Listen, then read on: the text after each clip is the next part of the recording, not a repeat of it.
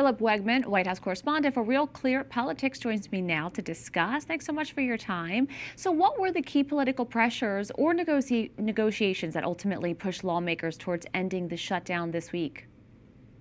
Well, I think that after the off-year elections, there was a question among many Democrats of what was the purpose of this shutdown.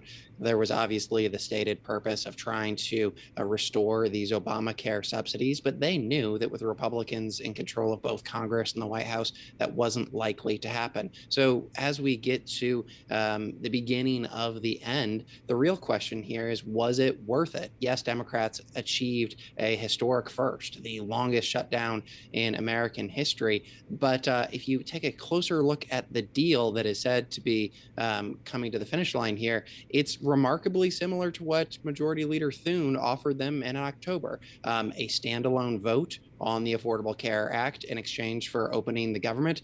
And it turns out that that's the deal that they took.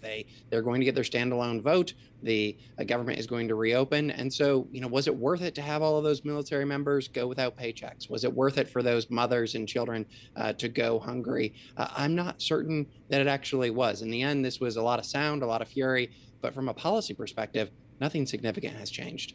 From a strategic standpoint, which party do you think gained leverage during the shutdown, and how might that influence the next round of budget negotiations? There's going to be another fight, likely in January of next year. I'm not certain that Democratic leadership is going to have the same appetite for this kind of wrangling, but it's clear that Democrats have a civil war on their left flank. California Governor Gavin Newsom said that this was pathetic. Senator Bernie Sanders said that it didn't achieve much of anything at all. If Chuck Schumer thought that he was going to win over progressives by, having this fight with the White House, I think that it was likely short-sighted because they didn't accomplish anything here. Already going into next year's midterms, we knew that Democrats were going to draw a line in the sand on healthcare and say that Republicans didn't have an answer. They didn't move the ball forward in any meaningful way during this shutdown. I think that if anything, Democrats failed to learn the lessons of the Republican shutdown in 2013, where they made a lot of noise, there was a lot of controversy and debate, and then at the end of the day, the party is left pointing fingers at one another and not training their fire on the opposition party. The White House, they're thrilled with this result, and I think the Democrats are left to do some soul searching.